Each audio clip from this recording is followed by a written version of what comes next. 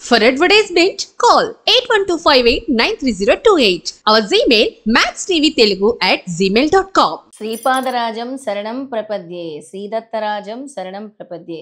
ప్రతి వారం కూడా నాతో పాటు పారాయణం చేస్తున్న వాళ్ళందరికీ కూడా గురువు అనుగ్రహం సంపూర్ణంగా కలగాలి. ప్రతి ఒక్కరిని కూడా ఆ గురువు చక్కటి అనుగ్రహాన్ని ప్రసాదించాలని మనస్ఫూర్తిగా కోరుకుంటున్నాను. ఇక ఈరోజు 7వ అధ్యాయంతో మీ ముందుకు వస్తున్నాను.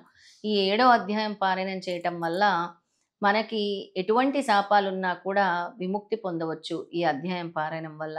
అలాగే చాలామంది కూడా చాలా రోగాల సమస్యలు అంటే ఆరోగ్య సమస్యలతో బాధపడుతూ ఉంటారు. అలాంటి ఆరోగ్య సమస్యల నుంచి బాధపడాలంటే ఈ 7వ అధ్యాయం కూడా పారాయణం చేస్తే అలాంటి చక్కటి ఫలితం అంటే రోగ విముక్తులం అవుతాము అని స్వామి తెలియజేస్తూ ఉన్నారు. ఇక శాపాలు కానీ, ఘోర పాప నిర్మూలన కానీ, ఇక రోగాల బారి నుంచి బయటపడాలంటే కూడా 7వ అధ్యాయం పారాయణం చేయాలి. అలాంటి ఫలితాన్ని స్వామివారు మనకు కల్పిస్తున్నారు. ఎటువంటి ఫలితాన్ని కూడా ఆశించకుండా ఎప్పుడైతే మనం స్వామి సాన్నిధ్యంలో ఉంటామో, అలాగే స్వామి శరణు వేడుకుంటామో అప్పుడు అన్ని ఆపదల నుంచి కూడా స్వామి రక్షిస్తారు. ఇక 7వ అధ్యాయం ఇప్పుడు మొదలు పెడదాము. అందరూ కూడా చక్కగా 7వ అధ్యాయం పారాయణం చేసి మీరందరూ కూడా పారాయణం పూర్తయింది అని కమెంట్స్ రూపంలో తెలియచేయండి. కనీసం వారమంతా సప్తాహ పారాయణం చేయలేని వాళ్ళు ఇలా ఒక్కొక్క అధ్యాయం చదవటం వల్లైనా గురువు గురించి తెలుస్తుంది. ఎందుకంటే గురుచరిత్రలో భక్తి కాండము, జ్ఞానకాండము, కర్మకాండం కూడా స్వామి ఎంతో చక్కగా బోధిస్తూ ఉంటారు. ఇక అధ్యాయాల్ని ఇప్పుడు తెలుసుకుందాం. గురుచరిత్ర 7వ అధ్యాయం. శ్రీ గణేశాయ నమః, శ్రీ సరస్వతీ నమః, శ్రీ గురుభ్యో నమః. నామధారకుడు సిద్ధయోగికి నమస్కరించి, స్వామి ఈ గోకర్ణ క్షేత్ర మహిమ ఇంకొంచెం విపులంగా వివరించండి. మన దేశంలో ఎన్నో పుణ్యతీర్థాలు ఉండగా శ్రీపాదస్వామి ఈ క్షేత్రాన్ని ఎందుకు ఆశ్రయించారో చెప్పండి అని వేడుకున్నాడు. అప్పుడు సిద్ధయోగి ఇలా చెప్పాడు. పూర్వము ఇక్ష్వాకు వంశంలో మిత్రసహుడు పేరు గల రాజు వేదమార్గతర్పుడై రాజ్యాన్ని ధర్మంగా పాలిస్తూ ఉండేవాడు. ఒకనాడు అతడు అడవికి పోయి క్రూర జంతువులను వేటాడుతూ ఒకచోట భయంకరుడైన ఒక రాక్షసుడిని చూచాడు. రాజు అతని మీద బాణాలు వేయడంతో ఆ రాక్షసుడు నేలకూలి ప్రాణాలు విడుస్తూ తన సోదరుని పిలిచి రాజుపై ప్రతీకారం తీర్చుకోమని ఆదేశించాడు. అతని సోదరుడు తన రాక్షసమాయ చేత ఒక సామాన్య మానవ రూపంలో రాజు వద్దకొచ్చి ఎంతో వినయంతో అతనికి సేవ చేయసాగాడు. ఒకరోజు ఆ రాజు తన ఇంట పితృశ్రాద్ధానికి వశిష్ఠాది మహర్షులను భోక్తలుగా ఆహ్వానించాడు. ఆనాడు ఆ కపట సేవకుడు వంటలో రహస్యంగా నరమాంసం కలిపాడు. భోజన సమయంలో వశిష్ఠ మహర్షి అది తెలుసుకొని రాజుపై కోపించి, రాజా, నీవు మాకు నిషిద్ధమైన నరమాంసం వడ్డించావు గనుక నీవు బ్రహ్మరాక్షసుడు అవుదుగాక అని శపించాడు. ఆ ముని తనను నిష్కారణంగా శపించినందుకు రాజు కోపించి ఆయన్ని ప్రతిశాపం ఇవ్వబోతుంటే పతివ్రత అయిన అతని భార్య దమయంతి అడ్డుపడి గురువును శపించబోనడము మహాపాపమని హెచ్చరించింది. రాజు తన కోపాన్ని నిగ్రహించుకొని శాప కల్మషమైన అపవిత్రమైన తన చేతిలో జలాన్ని తన పాదాలపై పోసుకొని వశిష్ఠ శాపం వలన బ్రహ్మరాక్షసుడై పై కారణంగా కల్మ శాపుడనే పేరు గ్రహించాడు. అప్పుడు శాప విముక్తికై మహారాణి ప్రార్థించగా వశిష్ఠ మహర్షి, అమ్మ, నీ భర్తకు 12 సంవత్సరాల తర్వాత బ్రహ్మ రాక్షసత్వం పోతుంది అని ఆశీర్వదించి తమ ఆశ్రమానికి వెళ్ళిపోయాడు. అప్పటి నుండి కల్మషపాదుడు ఘోరమైన అరణ్యంలో నివసిస్తూ అచటి క్రూర జంతువులను మనుషులను పట్టుకొని తింటుండేవాడు. అతని బ్రహ్మ రాక్షస రూపం ఛాయల అతనిని ఎప్పుడూ వెంటాడుతుండేది. ఒకసారి అతడు ఒక బ్రాహ్మణ శ్రేష్ఠుని చంపి తిన్నాడు. అందుకు ఆ బ్రాహ్మణుని భార్య శోకంతో, నీకు వశిష్ఠ శాపం తీరి నీ పూర్వరూపాన్ని పొందాక నన్ను నా భర్తను ఎడబాటు చేసిన పాపానికి భార్యాసంగమం చేస్తే నశిస్తావు అని శపించింది. కొంతకాలానికి వశిష్ఠ శాపం నుండి విముక్తుడే రాజు తన నగరంలో ప్రవేశించాడు. అతని రాకకై భార్య ఎంతో ఆతృతతో ఎదురుచూస్తున్నది. ఆమెను చూస్తూనే రాజు కన్నీటితో తనకు క్రొత్తగా సంక్రమించిన బ్రాహ్మణ పత్ని శాపం గురించి చెప్పాడు. భార్యాభర్తలిద్దరూ కిన్నులై ఆ శాప విముక్తికై తీర్థయాత్రలు చేశారు. మార్గమధ్యంలో వారు గౌతమ ముని మహర్షిని దర్శించి తమ విషాదగాథను విన్నవించుకున్నారు. విని జాలి చెందిన గౌతమ మహర్షి, రాజా, భయపడవద్దు. పాపాలన్నిటినీ పారద్రోలి అభిష్టాలనిచ్చే పవిత్రమైన గోకర్ణ క్షేత్రం ఉండగా బ్రహ్మహత్యా పాతకం నిన్నేమి చేయగలదు? ఆ క్షేత్రంలో నీరంతా పుణ్యతీర్థమే. అక్కడ శిలలన్నీ శివలింగాలే. ఆ పవిత్ర క్షేత్రములో మానవులకు పొందరానిదేమున్నది? ఆ క్షేత్ర మహత్యాన్ని తెలిపే విషయం ఒకటి నేను ఇక్కడ చూచినది చెబుతాను. ఈ క్షేత్రంలో మరణించిన ఒక చండాల స్త్రీని కైలాసానికి తీసుకుపోవడానికి శివకింకర్లు వచ్చారు. వారిని అడగ్గా వారిలా చెప్పారు. పూర్వము ఈమె సౌదామణి అను అందమైన ఒక బ్రాహ్మణ కన్య.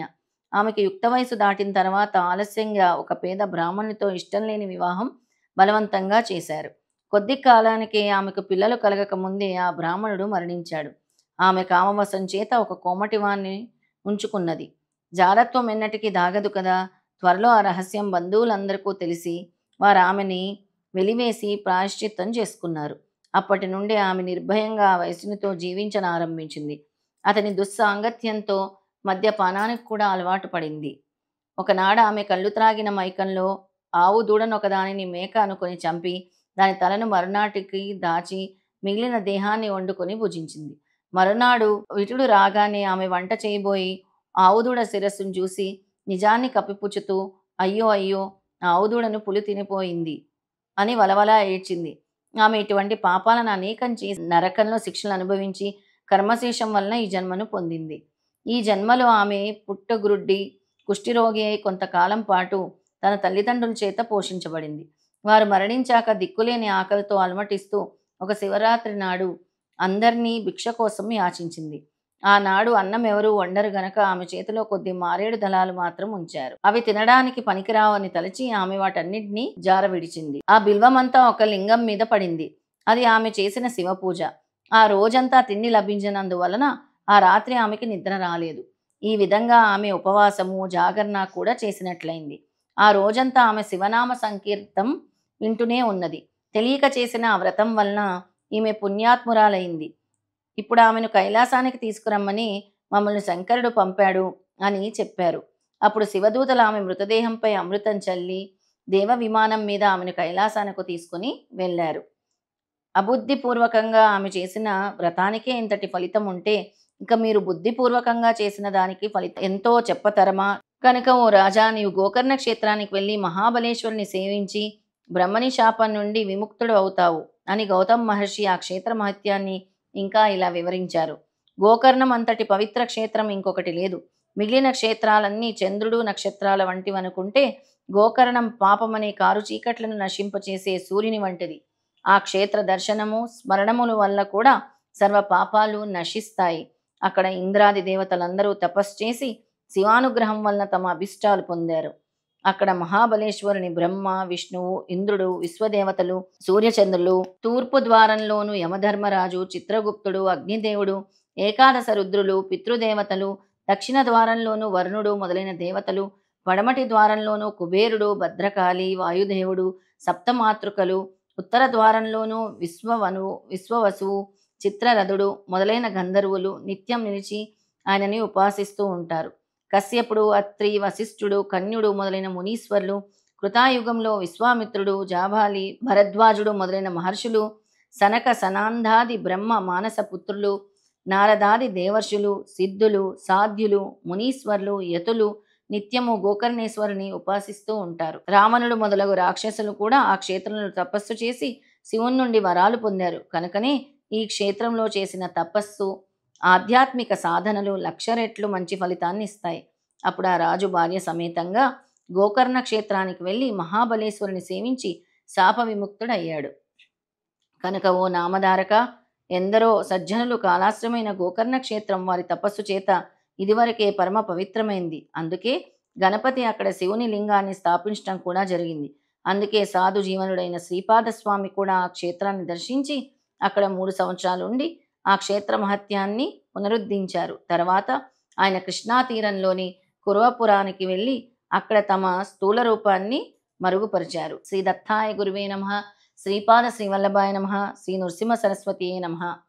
ఈ అధ్యాయంలో మనం గోకర్ణ క్షేత్రం యొక్క విశిష్టత మహిమ తెలుసుకున్నాము.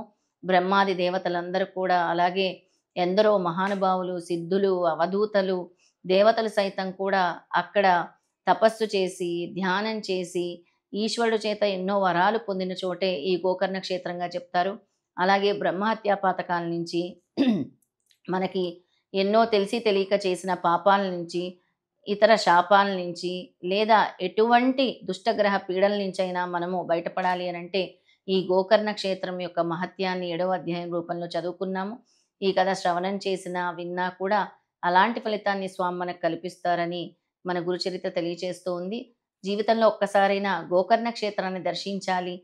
మన మహాపాతకాలన్నీ కూడా అక్కడికి వెళ్ళి తొలగించుకోవాలి. అలాగే ఈశ్వరుడిని స్మరించాలి, ధ్యానించాలి, పూజించాలి. గోకర్ణ క్షేత్రాన్ని ఎప్పుడూ తలుచుకుంటూ ఉండాలని కోరుకుంటున్నాను. ఓం శ్రీ గురుదేవ దత్త.